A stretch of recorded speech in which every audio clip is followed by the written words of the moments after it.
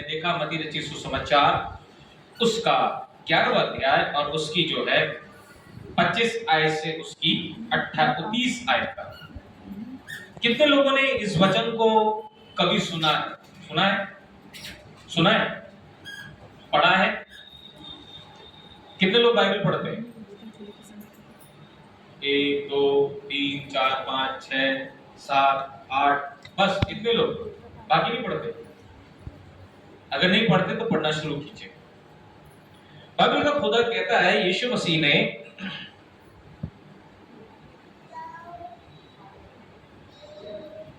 पच्चीस अध्याय मत्ती रचित सुसमाचार 11 अध्याय उसकी 25 आयत से कुछ बात कहना शुरू किया।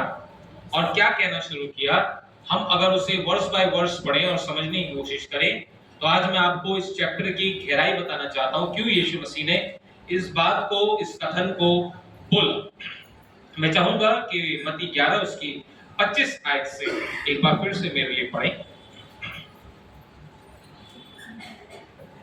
मत्ती 11 उसकी 25 आयत से बैठे बैठे पढ़िए, कोई दिक्कत नहीं है, जिस किसी को मिलता है पढ़िए।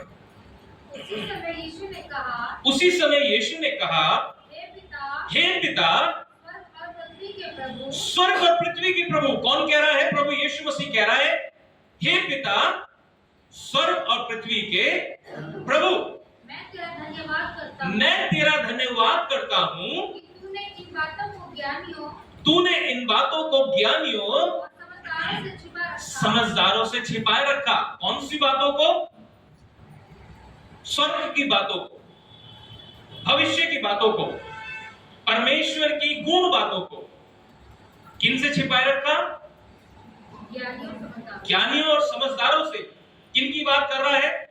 सदूकी फरीसियों की, जो धर्म के ठेकेदार थे, जो बहुत बड़े बड़े ओहदों पे बैठे हुए थे। उनसे कह रहा है कि तूने अपने ज्ञान की बातें इन समझदार और ज्ञानी बातों, इन ज्ञानी लोगों से क्या रखी? छिपाए रखी। क्यों छिपाए रखी? आगे क्या कहता है जरा पढ़े। और बालकों पर प्रकट करी। हालेलुया। बालकों पर। बालक कौन है? प्रभु का वचन कहता है यूहन्ना रचित सुसमाचार जब हम पढ़ते हैं, जितनों ने परमेश्वर को ग्रहण किया उसने उन्हें अपना पुत्र और पुत्री होने का अधिकार दिया। अर्थात बालक वो है जिन्होंने यीशु मसीह पे विश्वास किया, जिन्होंने यीशु मसीह को अपना आधार माना, जिन्होंने यीशु मसीह को अपना जीवन दिया। प्रभु कह रहा है तूने अपने बच्चों पर, अपने बालकों पर इस बात को प्रकट किया। हालेलुया।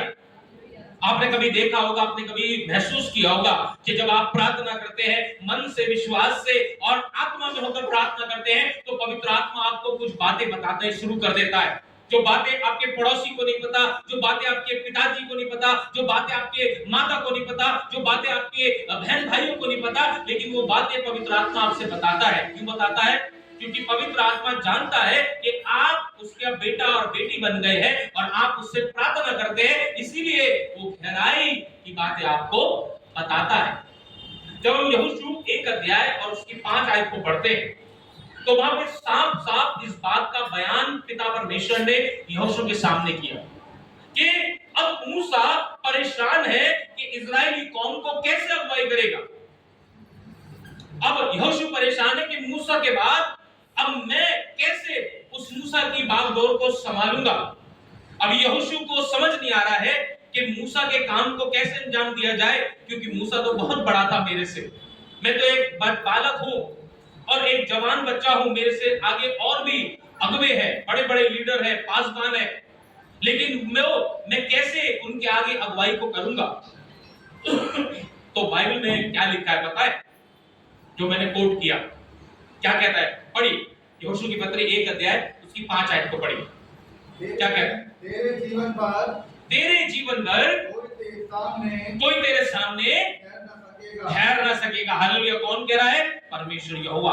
किससे कह रहा है? यहोशू से, कि कोई भी तेरे सामने टिक नहीं सकेगा। और वही बात यीशु मसीह अपने पिता से कह रहे हैं, हे पिता, हे परमेश्वर, मैं तेरा धन्यवाद करता हूं कि तूने अपनी बातों को किसी ज्ञानी और समझदार के सामने प्रकट नहीं किया, परंतु अपने बालकों के ऊपर प्रकट किया। हालेलुया। अब यहोशू के ऊपर परमेश्वर प्रकट कर रहा है कि मैं तेरे को छोड़ूंगा नहीं, मैं तेरे को त्यागूंगा नहीं। जब मैं और आप परमेश्वर के बेटा और परमेश्वर की बेटी बन जाते हैं तो परमेश्वर अपनी गूढ़ बातों को, अपने भविष्य की बातों को हमारे ऊपर प्रकट करने लगता है। अब यहोशू परेशान है, विचलित है कि मैं आगे कैसे बागडोर संभालूंगा। मूसा के बाद अब मूसा तो चला गया है, मूसा को तो परमेश्वर ने उठा लिया है, लेकिन अब इजरायलियों की अगुवाई मैं कैसे करूंगा। तो परमेश्वर उसे क्या कह रहा है, संतावना दे रहा है, उसे समझा रहा है। और आगे कहते हैं, पढ़े भाई पे, जैसे मैं मूसा के साथ जैसे मैं मूसा के साथ था ऐसे ही तेरे साथ भी चलूंगा। हालेलुया। परमेश्वर कभी नहीं बदलता, हम बदल जाते हैं, परमेश्वर नहीं बदलता। परमेश्वर कल, आज और युगायुग एक सा है। हम बदल जाते हैं। हम पादरी आता है तो पादरी से बुरा मान जाते हैं, अरे ये पादरी जब तक रहेगा मैं चर्च नहीं आऊंगा, अरे ये पादरी जब तक रहेगा मैं नहीं आऊंगा, अरे ये कमेटी का व्यक्ति रहेगा तो मैं कमेटी में नहीं रहूंगा, अरे ये ऐसा, इसने ये किया, इसने वो किया। हम दूसरे के कर्म देखते हैं, लेकिन हम ये भूल जाते हैं कि जिस व्यक्ति ने गलत किया उसकी सद्बुद्धि खराब हो गई थी, उस समय शैतान उसके मन में बैठ गया था, इसलिए उसने गलत कर दिया। लेकिन अगर अब वो व्यक्ति अपने पश्चाताप करके वापस परमेश्वर की हजूरी में आ रहा है तो इसका मतलब उसने अपने आप को परमेश्वर का बालक बना लिया है और वो अपने संबंध को दोबारा से जोड़ना चाहता है। लेकिन हम मनुष्य रीस खाकर उस व्यक्ति को उसकी स्थिति में छोड़ देते हैं, जिसके कारण फिर शैतान उसको पकड़ लेता है। लेकिन इस समय यीशु मसीह और यहोशू की जो पूरा कॉन्ट्रास्ट है बिल्कुल सेम है। इस समय यीशु मसीह एक बड़े काम को करने के लिए जा रहा है। क्या? इस सलीब पर पूरी मानव जाति के लिए अपने प्राण को देने जा रहा है। और इधर जो यहोशू की पत्री में हम पढ़ रहे हैं उसमें लिखता है कि अब मूसा चला गया है और मूसा के बाद एक बड़ी इजरायली कौम की बागडोर अब यहोशू को देखनी है। लेकिन परमेश्वर ना तो यहोशू को छोड़ा और ना परमेश्वर यीशु मसीह को छोड़ा। परमेश्वर यीशु मसीह अब क्या कह रहे हैं, मैंने आपको क्यों इस पद को पढ़ाया ताकि आपको समझ में आए। बहुत सरल वे में समझाने की कोशिश कर रहा हूं कि जब हम परमेश्वर के बालक और बालिका बन जाते हैं, यानी कि बेटा और बेटी, तो हमारी परिस्थिति कैसी क्यों ना हो, परमेश्वर हमारी उस परिस्थिति को आपसे बेहतर जानता है। हालेलुया। और इसीलिए वो क्या कह रहा है, परिस्थिति आपके पास है, आपकी परिस्थिति से आप बाहर नहीं आ पा रहे हैं, लेकिन आपकी परिस्थिति में आप फंसे हुए हैं, लेकिन यीशु मसीह आपको उस परिस्थिति से निकालना चाहता है। और इसीलिए वो क्या कह रहा है, हे पिता, तूने अपनी पूर्ण बातें, अपनी मुख्य बातें ज्ञानियों और समझदारों के सामने नहीं प्रकट करी, परंतु अपने बालकों के सामने प्रकट करी। और आगे क्या कहते हैं, जरा पढ़े मत्ती रचित सुसमाचार में। हाँ हे पिता, हाँ हे पिता, क्योंकि तुझे यही अच्छा लगा, तुझे यही अच्छा लगा। हालेलुया। यीशु मसीह अपने लिए कह रहे कि मैं प्रभु तेरा बालक हूं, क्योंकि मैं तेरा पुत्र हूं। और बाइबल का खुदा कहता है कि परमेश्वर ने जगत से ऐसा प्रेम किया कि उसने अपना इकलौता पुत्र दे दिया, ताकि जो कुछ पर विश्वास करे वे नाश न परंतु अनंत जीवन पाए। अब यीशु मसीह जब पिता का पुत्र बन गया है तो वो इस बात को ऑथेंटिकेट कर रहा है, इस बात को पूरी तरह से अपने दृष्टिकोण से प्रकटीकरण कर रहा है कि मैं परमेश्वर का पुत्र हूं और तूने मुझ पुत्र पर और जितने तुझ पे विश्वास करते हैं तूने अपनी बातों को उन्हीं के ऊपर क्या किया है, प्रकट किया है। Praise the Lord. और आगे क्या कह रहा है, आगे क्या कहता है कि इस तेरा धन्यवाद हो। और पढ़िए आगे। मेरे पिता ने हाँ, मुझे सब कुछ सौंपा है, मेरे पिता ने मुझे सब कुछ सौंपा है। हालेलुया। मैं आपको बताना चाहता हूं मेरे प्रिय बहन, मेरे प्रिय भाई, यीशु मसीह को परमेश्वर ने इख्तियार दिया। उर्दू में इख्तियार बोलते हैं अधिकार, हिंदी में जो है अधिकार बोलते हैं, उर्दू में इख्तियार बोलते हैं और इंग्लिश में अथॉरिटी बोलते हैं। परमेश्वर ने यीशु मसीह को अथॉरिटी दी। क्या दी? अधिकार, कि वो आपकी जिंदगी में हस्तक्षेप कर सकता है, आपकी जिंदगी, आपकी परिस्थितियों को बदल सकता है। सिर्फ आपकी परिस्थिति को बदलने का अधिकार यीशु मसीह के पास है और आपकी सिचुएशन वही बदल सकता है, आप अपने आप से नहीं बदल सकते। लेकिन कब बदलेगी वो परिस्थिति, जब आप यीशु मसीह के पुत्र और पुत्री बन जाएंगे, जब आप उसके बालक और बालिका बन जाएंगे। तब आपकी परिस्थितियां यीशु मसीह बदलेगा। जरूरी नहीं है कि आज आपके पास पैसा है तो आपके पास शांति होगी। मैं आपको गारंटी बता रहा हूं, जिसके पास करोड़ रुपए है आज उसके पास 1 लाख की भी शांति नहीं है। उसके घर में विचलितता, परेशानी, दिक्कतें, समस्या बनी रहेंगी। अगर उसके पास पैसा है तो उसके बच्चे कामयाब नहीं है, अगर उसके पास पैसा है तो उसके घर में शांति नहीं है, अगर उसके पास शांति नहीं है तो वो विचलित है, नाना प्रकार की दुनिया में फंसा हुआ है। क्यों? और यीशु मसीह उस बात को जानता था कि दुनिया में ऐसे लोग हैं जिनके पास सब कुछ तो है लेकिन पुत्र नहीं है। लेकिन वो क्या कह रहा है? यीशु मसीह आगे क्या कहता है? आगे पढ़े, क्या कह रहा है? पढ़े। मेरे पिता ने मुझे सब कुछ सौंपा है। मेरे पिता ने मुझे सब कुछ सौंपा है ताकि मैं हर एक व्यक्ति विशेष की परिस्थितियों को ठीक कर सकूं। वो अधिकार मुझे दिया है। और कोई पुत्र को नहीं जानता, और जो कोई पुत्र को नहीं जानता, पुत्र को नहीं जानता, केवल पिता, और कोई पिता को नहीं जानता, कोई पिता को नहीं जानता, केवल पुत्र। Praise the Lord. अब वो यहाँ पर अपने रिलेशनशिप को बता रहा है कि जिसने पुत्र को जाना उसने पिता को जाना, और जिसने पिता ने पुत्र को जाना और पुत्र ने पिता को जाना, वो दोनों क्या है? एक दूसरे में समान है। और आगे क्या कहता है? और वह जिस पर पुत्र उसे प्रकट करना चाहे, जिस पर पुत्र प्रकट करना चाहे, ये सब परिश्रम करने वाला। हाँ, प्रेज़ द लॉर्ड। ध्यान से सुनिएगा, और बोझ से दबे हुए, 1 मिनट विराम देके पढ़िए। क्या कह रहा है? क्या कह रहा है? हम पढ़ेंगे उसकी 27वीं आयत। मेरे पिता ने मुझे सब कुछ सौंपा है और कोई पुत्र को नहीं जानता, केवल पिता। कोई पुत्र को नहीं जानता, केवल पिता। पिता ने अपने पुत्र को भेजा कहां पे? जगत पर, ताकि जगत पर दंड की आज्ञा ना हो। तो यीशु मसीह उस बात को, उस कथन को दोहरा रहे हैं। क्या कह रहे हैं? केवल पुत्र को कोई नहीं जानता सिवाय पिता के। तो इसलिए पिता ने अपने इकलौते पुत्र को जगत में भेजा ताकि जगत उसके द्वारा क्या करे? उद्धार पाए। हालेलुया, उद्धार पाए, है ना? तो यीशु मसीह क्या कह रहे हैं? ये यूहन्ना 3:16 से पहले बोला यीशु मसीह ने। समझ रहे हैं? यूहन्ना रचित सुसमाचार मत्ती के बाद लिखा गया है, लेकिन यीशु मसीह ने मत्ती में पहले ही बोल दिया, यूहन्ना से पहले, कि पुत्र को पिता जानता है और पिता ने किसको भेजा? किसको भेजा? पुत्र को भेजा। और आगे क्या कहते हैं जरा पढ़ेंगे आगे।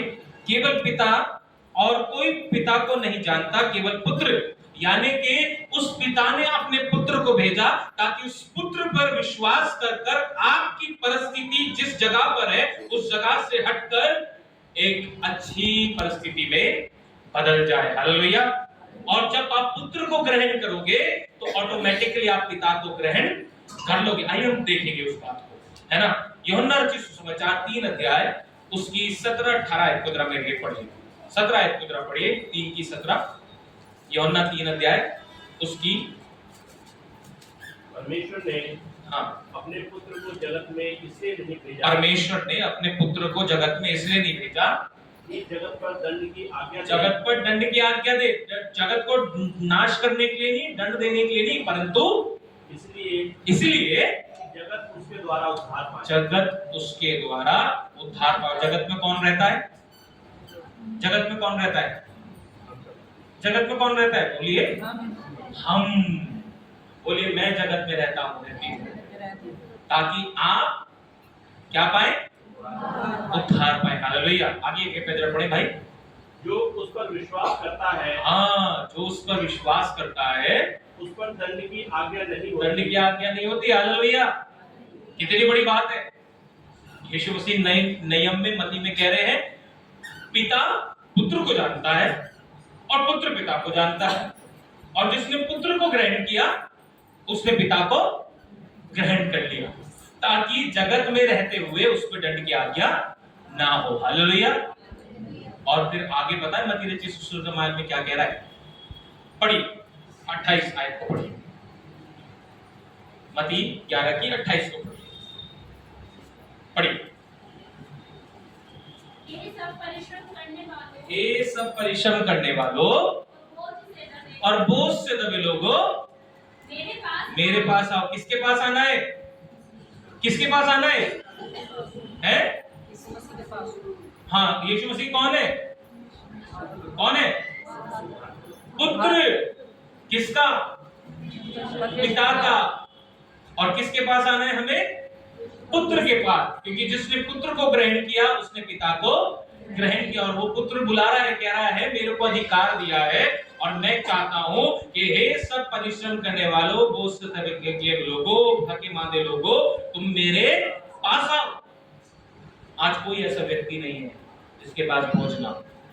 किसी के पास किसी के बेटे का बोझ है, किसी की बेटी का बोझ है, किसी के परिवार का बोझ है, किसी की कर्ज का बोझ है, किसी की समस्या का बोझ है। कोई भी ऐसा व्यक्ति नहीं, चाहे बड़े बड़े बिजनेसमैन क्यों ना हो, उनके पास बिजनेस का बोझ है कि बिजनेस एम्पायर कैसे बढ़ेगी आगे, मेरा पुरानी कंपनी का पूरा स्टॉक कैसे पूरा होगा कि मैं पहले नए स्टॉक को खरीद सकूं, बहुत सारी चीजें। लेकिन प्रभु क्या कह रहा है कि हे सब परिश्रम करने वालों, बोझ से थके मांदे लोगों, किसके पास आओ? मेरे पास आओ। मैं साधारण ड्राइवर की कहानी बताना चाहता हूं और इस कहानी को बता के समाप्त करना चाहूंगा। एक मिनिस्ट्री है, जीसस रिडीम मिनिस्ट्री, यीशु छुड़ाता, भाई मोहन सी लाजरस की। उनकी एक मिनिस्ट्री चलती है, फिल्म मिनिस्ट्री। मैं बीते दिन उस चलचित्र को देख रहा था, उस फिल्म को देख रहा था जो क्रिश्चियन मूवी थी। उसमें एक ड्राइवर था जिसकी वाइफ को हार्ट की प्रॉब्लम थी और वो व्यक्ति अपनी गाड़ी में एयरपोर्ट से सवारी को लेकर उसके स्थान पर जहां उस सवारी को जाना था उसको छोड़ने गया। और उस सवारी में जो व्यक्ति था वो एक डॉक्टर था। जब वो व्यक्ति डॉक्टर था तो उसकी वाइफ को तकरीबन ओपन हार्ट सर्जरी के लिए लाखों रुपए की आवश्यकता थी, जिसमें अगर वो अपनी गाड़ी को भी बेच देता तो उसकी वो पूर्ति नहीं होती। तो वो बड़ा विचलित था। वो सुबह प्रार्थना कर कर अपनी टैक्सी को लिया और टैक्सी में भी परमेश्वर से गुप्त में चलाते चलाते प्रार्थना करता रहा। उस तरह परेशान था, विचलित था कि कैसे होगा। उसे तकरीबन 5 से 6 लाख की आवश्यकता थी, जो कि उसके बाद उसकी गाड़ी बेचने के बाद भी उसको पूर्ति नहीं होती। और डॉक्टर कह रहे थे जल्द से जल्द आपकी पत्नी की ऑपरेशन करना अनिवार्य है। इस डॉक्टर को जब वो छोड़ के आया उसके घर, तो वो वापस अपने घर आया और अपने घर आकर प्रार्थना करने लगा। उसकी वाइफ उससे कहने लगी, जब तक परमेश्वर ने जीवन दिया है तब तक मैं जीवित रहूंगी, क्योंकि मैं पुत्र पे विश्वास करती हूँ। और अगर उस पुत्र ने चाहा कि पिता के द्वारा कुछ अनुग्रह मेरे ऊपर प्रकट करे तो मैं जिंदा भी रह सकती हूँ। आप सिर्फ प्रार्थना करो, आप परेशान मत हो, परमेश्वर कुछ ना कुछ उपाय करेगा। वो बहुत परेशान, बहुत विचलित, बहुत निराश, उसने अपनी गाड़ी सुबह के समय निकाली और देखा एक छोटा सा बैग सीट की पीछे वाली सीट जो ड्राइवर की सीट है उसके नीचे की तरफ गिरा हुआ। उसने उस बैग को देखा, उसके अंदर कुछ कैश अमाउंट था और कुछ आईडीज थी, कुछ उसका लाइसेंस था, उस डॉक्टर का बहुत सारे डॉक्यूमेंट उसके अंदर थे। उस ड्राइवर, इसको भाई को पता था कि ये उस डॉक्टर का घर है। ये उसके पास तुरंत गया। उन्होंने बोला कि वो डॉक्टर साहब यहाँ नहीं है, वो डॉक्टर साहब अस्पताल में, फलाफल अस्पताल में वो डॉक्टर है और आप वहां उन्हें मिलो। तो ये बैग लेकर वो उस डॉक्टर के पास पहुंच गया। बड़ा हारा हुआ, कई किलोमीटर की यात्रा तय कर इतने बड़े शहर बॉम्बे में ट्रैफिक को क्रॉस कर जो है उस डॉक्टर के पास पहुंचा। जब उस डॉक्टर के पास पहुंचा तो उसने डॉक्टर को बोला, डॉक्टर साहब ये क्या है? तो वो रोने लगा। कह रहे डॉक्टर साहब को बैग देते हुए रोने लगा। सर मैं बहुत परेशान था कि आपको मैं बैग दूं क्या? कह रहे कि तुम क्यों परेशान हो गए? अरे ये बैग आ जाता, कोई दिक्कत नहीं थी। आपका नंबर था, आपकी टैक्सी की एजेंसी का नंबर था, आपके ओनर का नंबर था, सब कुछ मेरे पास था, कोई घबराने की बात नहीं थी। कह रहे नहीं सर, मेरी वाइफ एक बात कहती है कि अगर आप पुत्र पे विश्वास करते हो तो पुत्र की बात को मानना भी पड़ेगा। अर्थात यीशु मसीह पे अगर आप विश्वास करते हो तो यीशु मसीह ने कहा कि तुम चोरी ना करना, घात ना करना, हत्या ना करना। नए नियम में उसने पहाड़ी उपदेश में सारी बातों को दोहराया। तो वो चीज उसने उस डॉक्टर को बोली। डॉक्टर को वो बात अच्छी लगी। कहने तुम्हारी पत्नी का नाम क्या है? उसने कहा ऐसे ऐसी बात है सर, ऐसे ऐसी नाम है। और क्या कुछ समस्या है? तुम मुझे परेशान लग रहे हो? कह रहे हाँ सर, मेरे को तकरीबन 5 से 6 लाख रुपए की आवश्यकता है। मेरी वाइफ जो है हार्ट पेशेंट है और मुझे समझ नहीं आ रहा कि मैं क्या करूं। उस डॉक्टर ने बोला कोई बात नहीं, आप कल इसी अस्पताल में अपनी वाइफ को लेकर आना। ये भाई खुशी खुशी अपनी वाइफ को लेकर जाता है अस्पताल में और कहता है डॉक्टर हैं, आप जाना कैबिन में और उनके कैबिन में मिलना और वो डॉक्टर साहब आपको मिलेंगे और ऐसे ऐसे आपका ट्रीटमेंट कर। ये भाई अगले दिन अपनी वाइफ को लेकर उसी अस्पताल में पहुंच जाता है और जिस चैम्बर में डॉक्टर के रूम के लिए बताते हैं उसी डॉक्टर के रूम में पहुंच जाता है। वही डॉक्टर के रूम में जैसे ही वो पहुंचता है तो ये डॉक्टर जिसकी गाड़ी में वो बैठा था वही डॉक्टर उस पूरे बॉम्बे शहर का सबसे टॉप ओपन हार्ट सर्जन था। हालेलुया। उसने बोला आप चिंता मत करो, आपकी वाइफ ठीक हो गई है और आपकी वाइफ का पूरा खर्चा मेरा हॉस्पिटल उठाएगा और साथ ही साथ मैं तुम्हारी ईमानदारी को देखते हुए तुमको अपने हॉस्पिटल में अपने ट्रांसपोर्टेशन का पूरी एम्बुलेंस और जितने हमारे स्टाफ को छोड़ने जाती है उसका इंचार्ज बनाता हूँ। हालेलुया। तुम्हारे को तनख्वाह भी दूंगा और तुम्हारी वाइफ का इलाज भी करूंगा। हालेलुया। कितनी बड़ी बात, ये रियल गवाही है। मैं उस गवाही को, उस मूवी को देखकर शॉक हो गया। मैंने कहा खुदा इंसान के द्वारा इंसान की मदद करता है। हालेलुया। लेकिन उससे पहले हमारे हृदय और हमारे सोच, हमारे विचारों को भी परखता है। इसलिए बाइबल का खुदा कहता है परख कर देखो यहोवा कैसा भला है। जवान सिंह को तो गटी होती वे भूखे में रह जाते हैं, लेकिन यहोवा की खोजे वो किसी बात की घटी नहीं होती। जिसने पुत्र को ग्रहण किया उसने पिता को ग्रहण किया और जिसके पास पुत्र है उसके पास सब कुछ है। हालेलुया। और इसलिए यीशु मसीह कह रहा है सब परिश्रम करने वालों, बोझ से दबे लोगों मेरे पास आओ, मैं तुम्हें क्या दूंगा? विश्राम दूंगा। हालेलुया। कोई आपको विश्राम नहीं दे सकता। विश्राम घर में भी विश्राम नहीं मिलता। कई बार मैं मेरी वाइफ जब ट्रैवल करते हैं तो हम देहरादून से हमें कभी-कभी हरिद्वार से ट्रेन पकड़नी होती थी, तो हम वहाँ पे जो डोमेट्री होती है कुछ घंटे के लिए डोमेट्री मिलती है, तो वहाँ पे डोमेट्री में भी नींद नहीं आती। अगर 12 बजे की ट्रेन है तो देहरादून से हमें 2-3 घंटे पहले जाना है क्योंकि हरिद्वार को रोड क्रॉस करना है और बहुत सारी चीजों को सामना करना है। तो कम से कम स्टेशन पहुंचने के लिए 6 घंटे पहले पहुंचना है ताकि ट्रेन मिल जाए। तो डोमेट्री में भी हम रहे तो बच्चों के साथ तो नींद नहीं आती। क्यों? नाम क्या लिखा है? विश्राम गृह, लेकिन वहां विश्राम नहीं मिल पाता। लेकिन यीशु मसीह क्या कहता है? हे सब परिश्रम करने वाले, ये बोझ से थके लोगों, तुम मेरे पास आओ, मैं तुम्हें विश्राम दूंगा। जो शांति परमेश्वर दे सकता है, यीशु मसीह दे सकता है, वो कोई मनुष्य नहीं दे सकता। वो आपके रिश्तेदार नहीं दे सकते। आपके रिश्तेदार आएंगे, खाएंगे, पिएंगे और चले जाएंगे, लेकिन आप अगर परमेश्वर के संग संगति करेंगे तो आपके जीवन में कभी भी कोई समस्या नहीं होगी। और इसलिए वो कहता है हे सब परिश्रम करने वाले, बोझ से थके मांदे लोगों मेरे पास हो, मैं तुम्हें विश्राम दूंगा। और जब ये पुत्र आपके पास होगा तो आपके पास विश्राम होगा, आपका बोझ हल्का होगा, आपके पास परमेश्वर की आशीष होगी। और उसी बात को जो दूसरा पार्ट हमने पढ़ा, उस बात को वो वहां पे पूरा भी करता है। क्या करता है पता है? रोमियो 12 उसकी 12 आयत में जरा पढ़े। क्या कहता है? जब पुत्र आपके पास होगा तो आपके पास क्या होगा पता है? 3 चीजें वहां पे लिखी हैं। जब पुत्र होगा तो आपके पास ये 3 चीजें डेफिनेटली होंगी। पढ़िए रोमियो 12 की 12 आयत पढ़िए, यही समाप्त करो।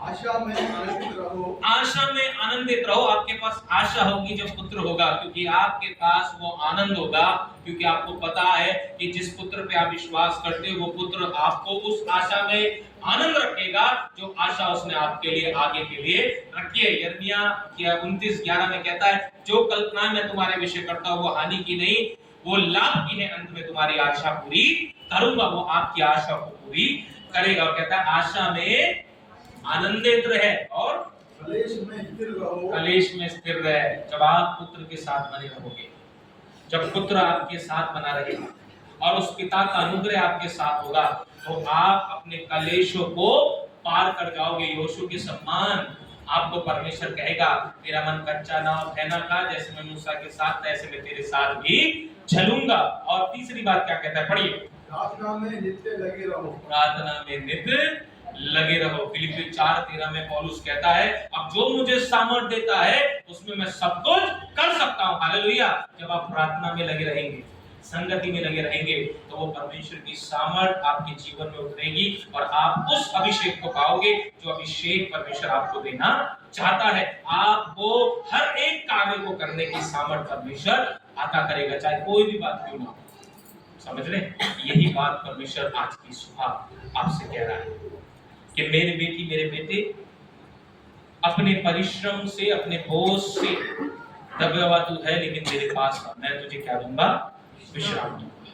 मैं तेरी आशा को आनंद में बदल दूंगा। मैं तेरे कलेश को स्थिर कर दूंगा और तुझे प्रार्थना में सामर्थी बना दूंगा। आशा में आनंदित रहो, कलेश में स्थिर रहो और प्रार्थना में नित्य लगे रहो। जब आपके जीवन में परमेश्वर का उपस्थिति होगी, पुत्र की उपस्थिति होगी, तो आप आनंद के वारिस बनोगे। धन भी आपके पास आएगा, अनुकंपा भी परमेश्वर की आएगी, परिक्रमा भी परमेश्वर की आएगी और हर एक वो बातें जो परमेश्वर ने आपके लिए रखी है वो आपको पूरी करेगा। ये मेरी लाइफ का अनुभव है। सिर्फ आपको क्या करना है? परमेश्वर में बने रहना। वो बात यीशु मसीह ने नए नियम में बोली, यदि तुम मुझ में बने रहो, मेरा वचन तुम में बना रहे, तो जो चाहो पिता से मांगो, पिता मेरी तरफ से तुम्हें दे देगा। हालेलुया। दे देगा, रुकेगा नहीं, आशीषित कर देगा, ब्लेस कर देगा। आइए अपनी आंखों को बंद करें और प्रार्थना में चलें। हमारे दूसरे वाली आसमानी बाप, हम आपका शुक्र करते हैं, तारीफ करते हैं इस समय के लिए। प्रभु, हमारे कलेशों को, मुसीबतों को, तकलीफों को आप जानते हैं और आपसे कुछ नहीं छिपा। हमारा जीवन आपके सामने खुली किताब है और प्रभु तेरे गीत में भी हमने गाया, दस्तक वो देता है चाहे हर दिल में आना, भरता उसको अपनी रूह से जिसने उसे जाना, जिसका बने है वो माली कलियां लगे खिलने। प्रभु, जिसका तू मालिक बन जाता है, जिसका तू रहबर मुहा, उसके जीवन में खुशहाली और बरकत आना आरंभ हो जाती है। प्रभु, हम चाहते हैं कि हम पुत्र से मिले रहें ताकि पिता की अनुकंपा और तेरा आशीर्वाद हमारे जीवन में बना रहे और हम हर एक उन बरकतों को पा सके जो बरकतें तू हमें देना चाहता है। जितने लोगों ने आज तेरे कलाम को सुना, हर एक को आशीषित कर, ब्लेस कर और आने वाले दिन में पुत्र में बने रहने की सामर्थ्य दे, ताकि प्रभु इस कलीसिया में निरंतर आते रहे और आपके अभिषेक को पाते रहे, आपकी आशीषों को पाते रहे। यीशु मसीह के नाम से मांगते हैं, आमीन। आइए मेरे जीजों, हम एक गीत गाएंगे और इसी गीत के